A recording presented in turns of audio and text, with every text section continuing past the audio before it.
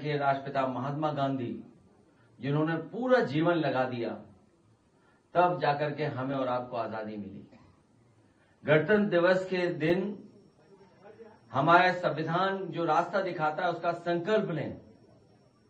बाबा साहब भीमराव अम्बेडकर जी के बाद जो हमें संविधान मिला है, उस संविधान पर देश को और चला करके मजबूत बनाने का काम हम लोग करें।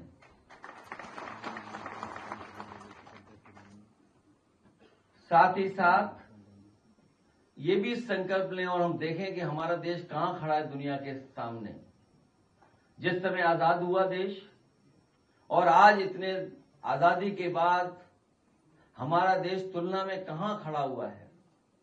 गरीबी, बेरोजगारी, महंगाई और किसान की हमारी क्या हालत है।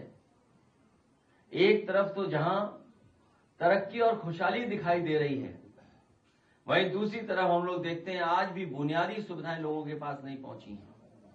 आज भी हमारा देश तमाम उन चीजों का मुकाबला कर रहा है, चुनौतियों का मुकाबला कर रहा है जो देश के सामने हमारी चुनौतियां हैं। कई बार हम लोग अखबारों में पढ़ते हैं कि दुनिया में जगह जगह पर घटनाएं हो रही हैं। शायद किसी ने ऐसा सोचा भी नहीं होगा कि एक देश का राष्ट्रपति दूसरे देश का राष्ट्रपति को अपहरण कर करके ले जाए। न केवल अकेला बल्कि अपने परिवार के साथ उसको ले गया। वहीं बगल में हम लोग देखते हैं कि 4 साल से युद्ध चल रहा है। अभी कुछ दिन पहले खबरें सुनने में आई थी कि कुछ समझौता होना शुरू हुआ है, लेकिन एक देश ने कहा कि जब तक हमारी जमीन को लेकर के बात साफ नहीं होगी तब तक समझौते की बात नहीं हो पाएगी। 4 साल से युद्ध चल रहा है।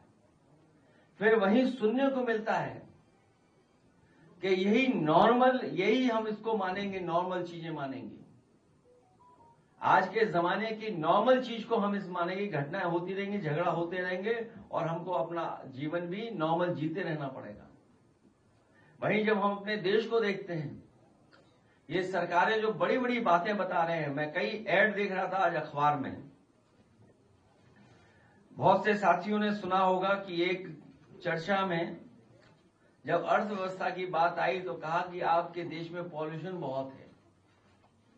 आज जब मैं एक अंग्रेजी अखबार पढ़ रहा था तो उसमें ऐड निकला है कि हमारे पानी के अंदर क्या क्या है। हमारे देश की लगभग 70 नदियां लेड पॉल्यूशन में अलार्मिंग है। हमारे देश की नदियों में यूरेनियम है। जो ग्राउंड वाटर के सैंपल आते हैं उसमें यूरेनियम निकलता है। कई जगह का जो पानी हम लोग देखते हैं कि बहुत खतरनाक है, उसमें आर्सेनिक है।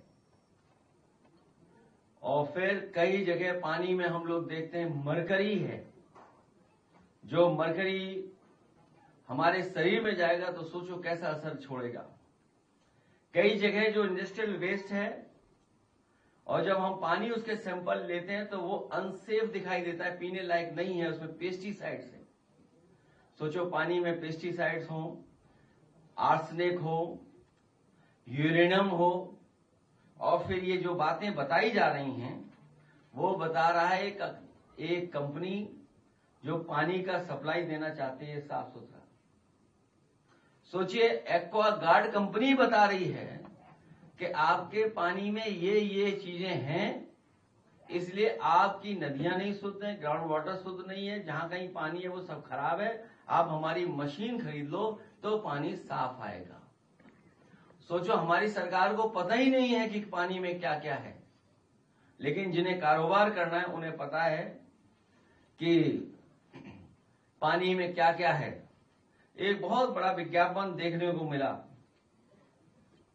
और वो अंग्रेजी अखबार में जो लिखा है वो लिखा गया है कि एक कदम हम उठाएं, आगे बढ़ाएं कदम और भारत को सोने की चिड़िया बनाएं। सोचो, सोने की कीमत आज क्या है बाजार में। अखबार में विज्ञापन है कि हम सब लोग मिलकर के भारत को सोने की चिड़िया बनाएं। और फिर जब आप विज्ञापन को पढ़ोगे तो उस विज्ञापन में कहा जा रहा है कि आप सोना हमारे यहाँ रखवा दो तो आपको मुनाफा होगा। ये जो आप सोना रख रहे हो 25,000 टन, ये भी विज्ञापन ले लो आप।